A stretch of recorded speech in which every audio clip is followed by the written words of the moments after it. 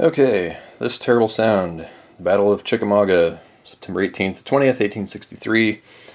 This is one of the Gamers series of games. It's the regimental sub-series of the Civil War Brigade series, published in 2000.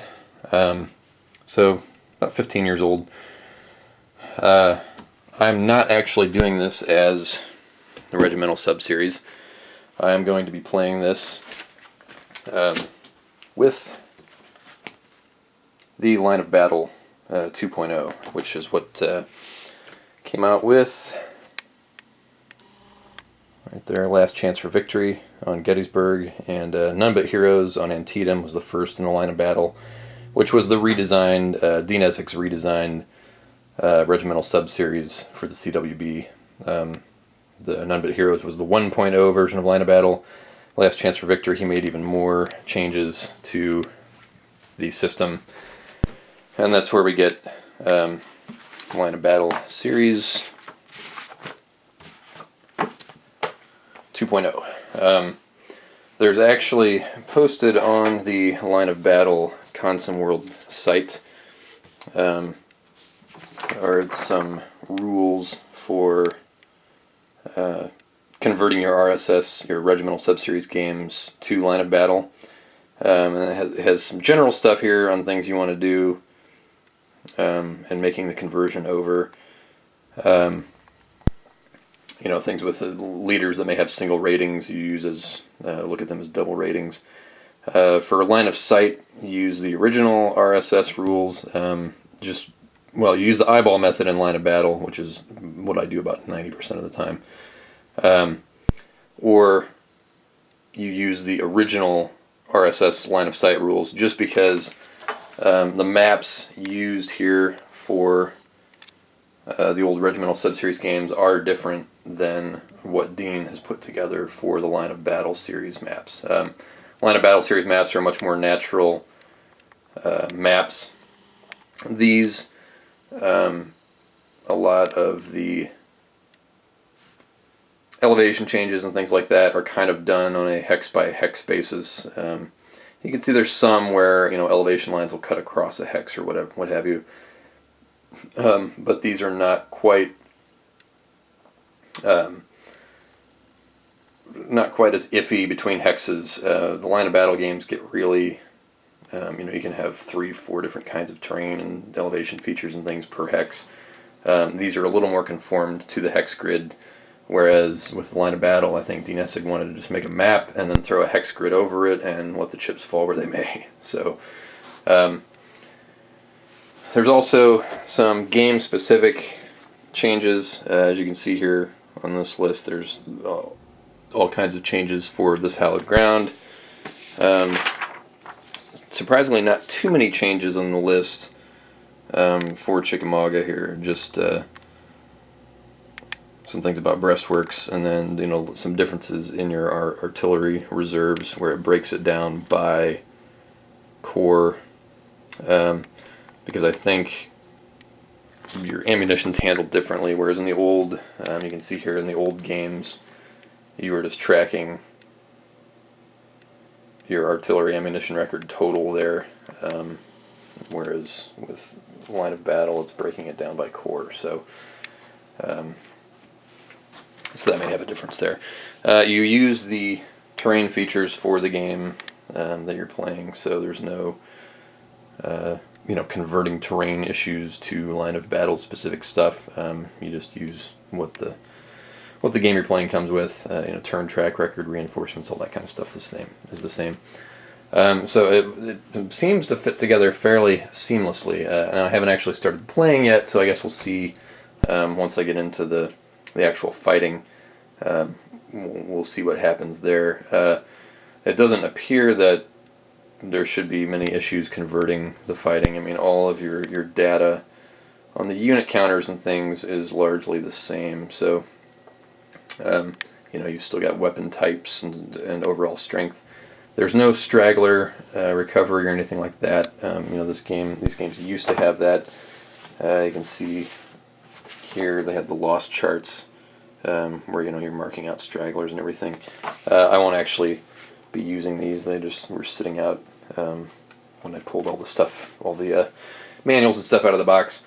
I'll be using the strength markers, which are, let's see if I can find one. Since I'm doing a scenario here, most of these guys are starting out with some losses already, so these are the strength markers. And surprisingly, this terrible sound included all of these strength markers. So I guess even back in the RSS days, you could choose whether you wanted to mark stuff on the map versus doing loss charts, or maybe I guess you still had to do the strength losses.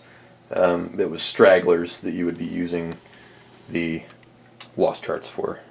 Where with the elimination of stragglers, now all you have is just general strength markers, which you can track underneath each of the counters. So as you can see, I'm not doing the full 4-map deal here. I'm just doing a 2-map scenario, which is scenario 6.5. It's one of the this game splits it into small, medium, and large scenarios, and I'm doing one of the medium-sized scenarios, Polk versus Thomas. So this is the morning of the 20th, with Polk's late attacks against the line that George Thomas has started to form here in front of Snodgrass Hill, which will eventually be the sort of Alamo point for the Union line, which was split in half and totally decimated the previous day, so by Longstreet's attack. When one of Rosecrans' orders went awry, and he created a giant hole in his line by accident, which coincidentally happened right at the time Longstreet was sending the brunt of his army wing into this giant gap in the Union line, and it just caused the whole Union line to completely disintegrate. So Thomas ends up becoming, as you can see here, the Rock of Chickamauga, because he manages to put together a defense that keeps the Union Army from being destroyed and allows them to retreat safely back to Chattanooga. So this is largely Polk's attack here. Longstreet's not actually on the board. So you've got everybody with orders essentially coming in. I actually don't really need to do much order writing for these guys. Here we've got the H Corps. All of these guys have orders to march around and take the McDonald Field, and then assault the Union flank along the left. And the various units of H Corps and Reserve Corps behind them have orders to support H Corps. These are all divisions of Reserve Corps here. All have orders to support H Corps in its assault on the Union left. I believe this is Forrest's cavalry up here. They have the same support-related orders, which are in delay status, like D5, which I'm only familiar with D1 and 2 from CWB, so I'm guessing that D5 means I just need to roll a 5 or less to have those guys start executing their support orders. Further down here, these guys are currently sitting in, I think, no orders status. This is the P Corps here, and Polk's men. This line of troops here, which is more of H Corps, yeah. They are ordered to do a frontal assault on the Union line here at the Poe Field. These guys, I think, have already potentially been assaulting the line and have taken some losses and thrown up some cursory breastworks. So this is kind of a strong line here. As you can see some open breastworks there. It's actually breastworks all along the frontage of the Union line. So these Confederate forces here, initially these guys, soon to be followed by these guys, are going to have a difficult job of cracking Thomas's line along there. Especially the Confederates have no reinforcements coming in. The Union has two brigades of the Reserve Corps coming on at 11 a.m. This particular scenario starts at 8 a.m. So the Union has more reinforcements coming on. They may be, once this Confederate attack on the left up here at McDonald Field gets underway, The Union may be hard-pressed here on the left flank, which I think is what historically happened with this assault. They kind of had to reshift their line around to the left flank and probably threw in the Reserve Corps, which I think will come in down here. They'll throw in the Reserve Corps to shore up that left from the Confederate assault. So getting ready to get this one underway should be interesting. I'll pop back in with some summaries for each turn as things develop. I don't know if I'll do the full 4-map battle. I tend to like to do these scenarios when I'm doing a study of the battle, just because it puts me in a more specific situation historically. Doing the full 2-day campaign with the 4 maps. You're starting out. By the second day, you could end up completely differently than what historically happened. So while those are fun to play, it's really cool to see that kind of stuff play out. They're not good from a study standpoint. I tend to like to do some studying of these battles, especially for Chickamauga battle, with which I'm not particularly familiar. I've been to the battlefield. I was just there back in January.